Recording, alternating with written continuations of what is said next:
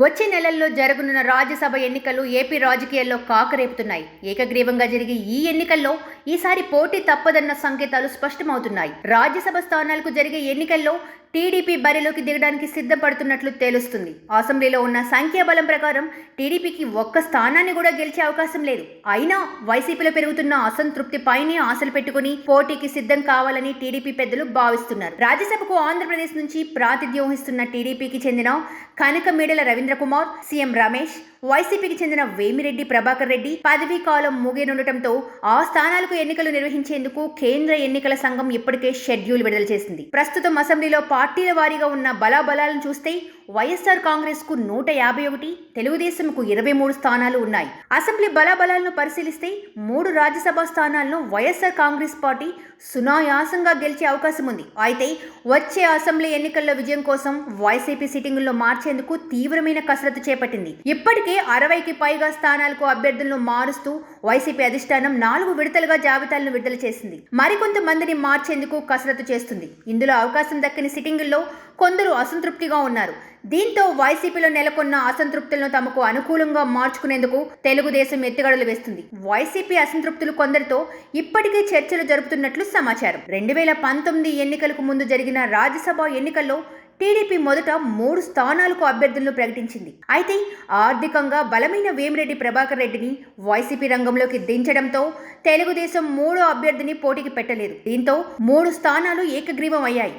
ఇప్పుడు అదే వ్యూహాన్ని అమలు చేయాలని టీడీపీ భావిస్తుంది. అయితే అది సాధ్యమా అన్న ప్రశ్న తలెత్తుతుంది. ఎందుకంటే టీడీపీ నుంచి 23 మంది గెలుపొందినా అందులో 4 వైసీపీకి మద్దతిస్తున్నారు. అదే సమయంలో గంటా శ్రీనివాసరావు రాజీనామాని స్పీకర్ ఆమోదించారు. అయితే వైసీపీ నుంచి 4 ఎమ్మెల్యేలు టీడీపీకి అనుకూలంగా వ్యవహరిస్తుంది. అలాగే టీడీపీ నుంచి తమ పార్టీలోకి వచ్చిన 2కి వైసీపీ టికెట్లు కేటాయించలేదు. దీంతో వారు ఆగ్రహంగా ఉన్నారని టీడీపీ భావిస్తుంది. అంతేకాక వైసీపీలో సీట్లు రాని కొందరు ఎమ్మెల్యేలు రాజ్యసభ ఎన్నికల్ని అన్ని విధాలా ఉపయోగించుకోవాలని భావిస్తున్నారని తెలుస్తుంది. అయితే ప్రస్తుత బలాబలాల ప్రకారం ఒక్క రాజ్యసభ సీట్ను పొందాలన్నా 44 మంది ఎమ్మెల్యేల మద్దతు అవసరం. తెలుగుదేశం పార్టీ బలం ఇప్పుడు 18 వరకు మాత్రమే ఉంది. 44 మంది ఎమ్మెల్యేల మద్దతుకు టీడీపీ చాలా దూరంలో ఉంది. అయినా అభ్యర్థిని పెట్టే సాహసం టీడీపీ చేస్తుంది. వైసీపీ ఇప్పటికే సిట్టింగ్ ఎమ్మెల్యేలు గొల్లబాబురావు, అరణి శ్రీనివాసులతో పాటు వైవి సుబ్బారెడ్డిని రాజ్యసభకు పంపడానికి సిద్ధమైంది. అయితే వీరిలో ఒకరినైనా ఓడించి తమ అభ్యర్థిని రాజ్యసభకి పంపాలని టీడీపీ ప్లాన్ చేస్తుంది. గతంలో బలం లేకపోయినా ఎమ్మెల్సీ ఎన్నికల్లో పోటీ చేసి వైసీపీ ఓట్లకు గండి కొట్టి అభ్యర్థిని గెలుచుకున్న టీడీపీ ఈసారి కూడా అదే వ్యూహంతో బరిలోకి దిగబోతుంది. కేవలం వైసీపీ అసంతృప్తుల ఎమ్మెల్యేల పైనే ఆధారపడి రాజ్యసభ సీటు గెలిచేందుకు టీడీపీ ప్రయత్నాలు ప్రారంభించింది. గతంలో ఓసారి రాజ్యసభకు పోటీ చేసి ఓడిపోయిన వర్ల రామయ్యతో పాటు కోనేరు సురేష్ను రాజ్యసభ అభ్యర్థిగా పరిశీలిస్తున్నట్లు తెలుస్తుంది. బాబు పంతానికి మరో కారణం కూడా ఉన్నట్లు తెలుస్తుంది. ప్రస్తుతం రాజ్యసభలో టీడీపీకి ఒకే ఒక సభ్యుడు కనకమేడల ఉన్నాడు. ఆయన పదవీ కాలం ముగుస్తుంది. దీంతో టీడీపీకి రాజ్యసభలో సభ్యులే లేకుండా పోయే పరిస్థితి వచ్చింది. తెలుగుదేశం పార్టీ స్థాపించిన తొలి ఏడాది నుంచి రాజ్యసభలో టీడీపీ ఉనికి కొనసాగిస్తూ వచ్చింది. అయితే 2019లో జరిగిన ఎన్నికల్లో టీడీపీ ఘోర పరాజయం చవిచూసింది. ఈ క్రమంలోనే రాజ్యసభలోనూ బలం తగ్గుతూ వచ్చింది.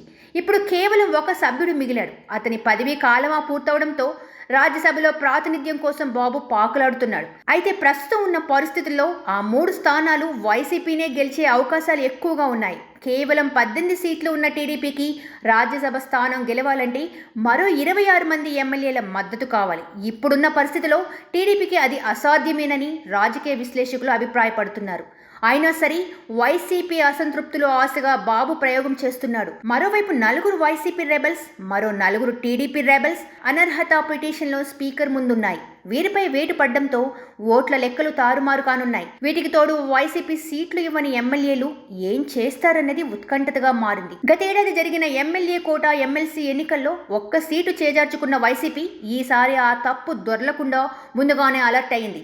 ఇప్పటికే వైసీపీ అధిష్టానం అభ్యర్థులను ఖరారు చేసింది. సీటు దక్కని నేతల్లో కొందరు అసంతృప్తిగా ఉన్నా 3 సీట్లు సాధిస్తామని వైసీపీ ధీమాగా ఉంది. ఇటు టీడీపీ 1 సీటు గెలుస్తామనే ధీమాతో ఉంది. 50 మంది వైసీపీ ఎమ్మెల్యేలు టచ్లో ఉన్నారని టీడీపీ మైండ్ గేమ్ మొదలుపెట్టింది. వైసీపీ నుంచి గెలుపొందిన ఉండవెల్లి శ్రీదేవి, ఆనం, కోటంరెడ్డి శ్రీధర్ రెడ్డి, మేకపాటి చంద్రశేఖర్ రెడ్డి, టీడీపీ నుంచి కరణం బలరాం, వల్లభనేని వంశీ, వాసుపల్లి గణేష్, మద్దాలి గిరి జనసేన నుంచి గెలుపొందిన ఏకైక ఎమ్మెల్యే రాపాక వరప్రసాద్ విషయంలో స్పీకర్ నిర్ణయం కీలకంగా మారనుంది. ఇప్పటికే షెడ్యూల్ వచ్చింది కాబట్టి ఇప్పుడు అనర్హత వేటు వేయడానికి కుదరకపోవచ్చునన్న విశ్లేషణలు వినిపిస్తున్నాయి. అదే జరిగితే టీడీపీకి 22 మంది బలం ఉంటుంది. అయినా మరో 22 మంది సభ్యుల బలం కావాలి. దీనికోసం టీడీపీ అధినేత వైసీపీ అసంతృప్తులకి ఎలా గాలిమా వేస్తారు అనేది ఇప్పుడు హాట్ టాపిక్గా మారింది. సాధారణంగా ప్రస్తుతం ఉన్న పరిస్థితుల్లో ఈ 3 ఎంపీ సీట్లను అసెంబ్లీలో పూర్తి మెజారిటీ కలిగిన వైసీపీ గెలుచుకోవాల్సి ఉంది. కానీ సార్వత్రిక ఎన్నికల వేళ మారిన పరిస్థితులతో వీటిపై ఉత్కంఠత నెలకొంది. బాబు ప్రయోగాలు ఫలించకపోతే ఈసారి జరుగుతున్న ఎన్నికలతో రాజ్యసభలో తెలుగుదేశం పార్టీ ప్రాతినిధ్యం పూర్తిగా కోల్పోనుండగా వైసీపీ బలం పెరగనుంది.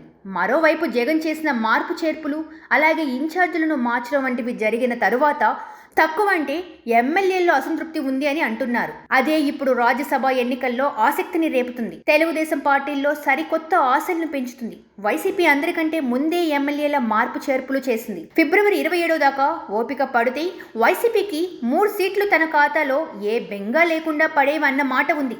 ఇప్పుడు చాలా మంది ఎమ్మెల్యేలు అసంతృప్తితో ఉన్నారని అంటున్నారు. దీంతో టీడీపీ అభ్యర్థిని నిలబెట్టి వారితోనే రాజకీయ పందెం కాయనుందని అంటున్నారు. ఏపీలో మొత్తం 175 మంది ఎమ్మెల్యేలు ఉంటే అనర్హత వేటుతో కలిపి 10 మందిని పక్కన తీసేస్తే వైసీపీకి ఉన్నవారు 147 మంది అవుతారు. టీడీపీకి ఉన్నవారు 18 మంది అవుతారు. ఈ నెంబర్తో టీడీపీ అసలు అభ్యర్థిని గెలుచుకునే ఛాన్సే లేనేలేదు. కానీ వైసీపీలో ఉన్న 147లోనూ కొందరు బయటకు వెళ్లారు. మరికొందరు మౌనంగా ఉంటూ అగ్గి రాజేస్తున్నారు. వారి నెంబర్ ఎంత అన్నదే అటు టీడీపీని ఇటు వైసీపీని కూడా డిఫెన్స్లో పడేస్తుంది. అయితే 3ంటికి కావలసిన ఎమ్మెల్యేల నెంబర్ 132 మంది మాత్రమే. వైసీపీ వద్ద 147 మంది ఉన్నారు. ఇందులో 15 మంది అసమ్మతిగా ఓటెయ్యకపోయినా వైసీపీకి నష్టం లేదు. కానీ ఆ 16వ ఎమ్మెల్యేతోనే తంట వస్తుంది. 15 మంది లోపే అసమ్మతి ఆగిపోతుందా లేక అది ఆ పైన పాకుతుందా అన్నదే ఇప్పుడు హాట్ టాపిక్గా మారింది. వైసీపీ చేసిన మార్పు చేర్పుల్లో ఏకంగా 30 దాకా సీట్లలో కుదుపుకొచ్చింది. అందులో సగం మందికి పైగా సీట్లను వేరే చోట్ల సర్దుబాటు చేశారు. దాంతో వారి ఇబ్బంది లేదు అనుకోవాలి. కానీ వారిలోనూ అసంతృప్తి ఉంటే దాన్ని బాబు ఎలా అనుకూలంగా మలుచుకుంటారు? జగన్ ఏ విధంగా నిలువరిస్తారు?